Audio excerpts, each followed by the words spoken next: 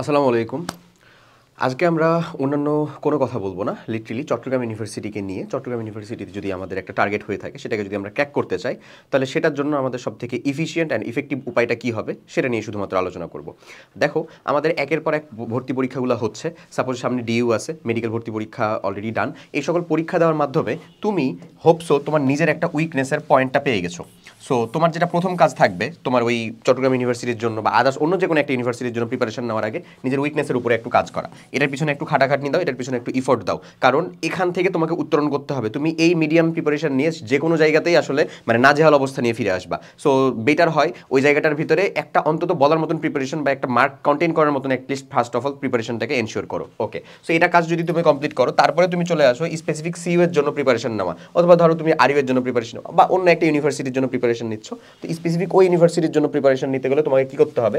প্রথম যেই কাজটা, মিনিমাম তার প্রিভিয়াস 5 বছরের কোয়েশ্চেনটা সলভ করা। আমরা এখানে 10 ইয়ার দিই, বাট যেহেতু তোমাদের কাছে সময়টা কম এবং আদার্স অন্যান্য জায়গার ভিতরেও তোমাকে পড়তে হবে, তুমি যদি ভার্সিটি অ্যাসপিরেন্ট হয়ে থাকো তাহলে তোমাকে এখানে বাংলা এবং ইংরেজি আলাদা করে পড়তে হবে এবং আলাদা করে এখানে পাস করা লাগবে। এটা কিন্তু খুবই জরুরি একটা জিনিস। সাপোজ তুমি অনেক বেশি ভালো মার্ক পেয়ে গেছো, বাট আলাদা করে এখানে পাস করতে পারলে না, আলটিমেটলি রেজাল্ট কিন্তু ফেল আসবে, তুমি এলিজিবল হবা না আসলে। ওকে, সো যাকগে, যেটার কথা বললাম, তো তোমাকে যেহেতু আদার্স পড়তে হবে, তাই আমি এখানে হাইস্ট 5 বছর পর্যন্ত করলাম। এটা করলে আসলে রিস্ক ফ্রি থাকা যায়। বাট তুমি যদি চাও যে একেবারে মানে শতভাগ এরকমভাবে রিস্ক ফ্রি থাকবা, তাহলে তোমার জন্য 10 ইয়ার কোয়েশ্চেনটা হচ্ছে খুবই জরুরি। সো এই 10 ইয়ার কোয়েশ্চেন বা যে এরকমভাবে সুসজ্জিত কোয়েশ্চেনটা তুমি পাওয়ার একটা সোর্স হিসেবে নিতে পারো আমাদের CU A unit crash course. যদি তোমার কাছে আদার্স কোনো সোর্স থেকে থাকে যেখানে তুমি অবভিয়াসলি আগে থেকে ভালো মতন কোয়েশ্চেন এগুলা পাচ্ছ, অ্যানালাইসিস করে তোমার উত্তর করার মতন স্কোপ আছে, তুমি সেটার কাছে যাও। যদি না থাকে তাহলে দেখো আমাদের এখানে তুমি কোর্সের মানে এই ভিডিওর লিঙ্কের ভিতরে ডেমো ক্লাস দেখতে পাবা। ওখানে আমরা কীরকমভাবে সেটাকে সলভ করাইছি সেগুলোকেও দেখতে পারো। সেটা দেখে ওটা যদি মনে হয় যে এফিশিয়েন্ট তোমার জন্য, তাহলে তুমি সেখানে এনরোল করে ফেলতে পারো।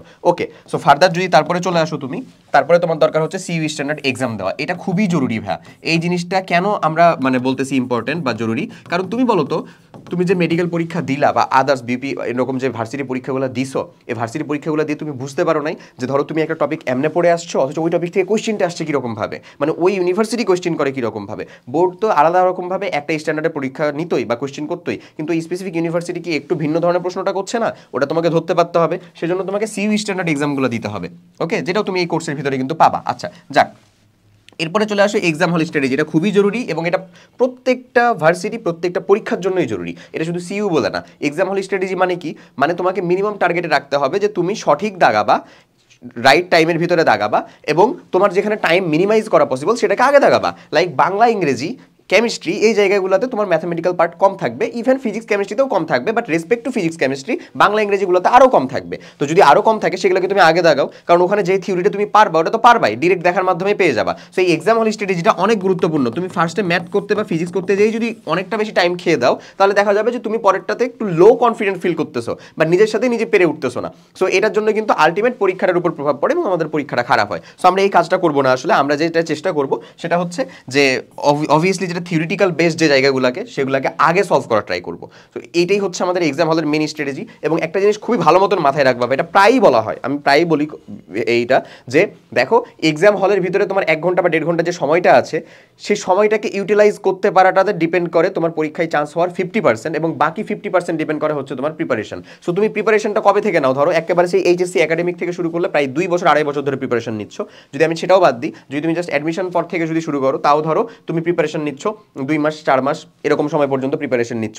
এই প্রিপারেশনের উপর ডিপেন্ড করে মাত্র 50%, বাকি 50%-এ ডিপেন্ড করে ওই মাত্র 1 ঘন্টা বা ওই মাত্র 1.5 ঘন্টা। এই 1.5 ঘন্টাকে তুমি কতটুকু ভালো মতো ইউটিলাইজ করতে পারছো, ওই সময়ে তোমার আসলে পড়াশোনা মনে পড়তেছে নাকি তুমি কার সাথে কখন মুভি দেখছো, লুডো খেলছো, এগুলো মনে আসতেছে, এর উপরই ডিপেন্ড করতেছে তোমার চান্সটা আসলে আরামসে তুমি এখানে ক্র্যাক করতে পারবা কিনা। হোপস তুমি পড়াশোনা করছো, আশা করি, আমি নিজেও বুঝতেছি তুমি পড়াশোনা করছো, বাট অনেক সময় আমরা ব্যাটে বলে করতে পারি না এখানে যে এই এক্সাম হলটার ভিতরে যে। দ্যাটস ওয়াই সব থেকে ভালো হয় ওই এক্সামের আগের রাতে একটা ভালো ঘুম দিয়ে ওঠার আগ পর্যন্ত, মানে উঠে পরীক্ষা একেবারে দিয়ে চলে আসার পর্যন্ত আদার্স অন্যান্য চিন্তাভাবনা মাথায় আসতেই দিবা না। ওই কি রিল দেখেছো এগুলো যেন মাথার ভিতরে না ঘোরাফেরা করে। যতটা পারা যায় হচ্ছে মানুষজনের সাথে কম কথা বলা, একেবারে প্রয়োজনীয়তা ছাড়া। তারপরে তুমি পরীক্ষা হল দিয়ে এসে মানে পরীক্ষা দেওয়ার পরে ধুমসে আড্ডা দাও না কেন সবার সাথে, কোনো সমস্যা নেই।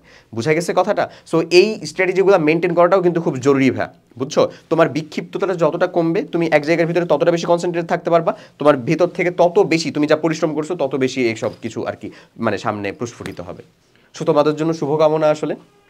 দেখো ভালো মতো প্রিপারেশন নিতে থাকো, ইনশাল্লাহ নিজের পছন্দের জায়গার ভিতরে পৌঁছে যাও। সবার জন্য দোয়া। ও ভালোবাসা। সবাই ভালো থাকো। আল্লাহ হাফেজ। আসসালামু আলাইকুম।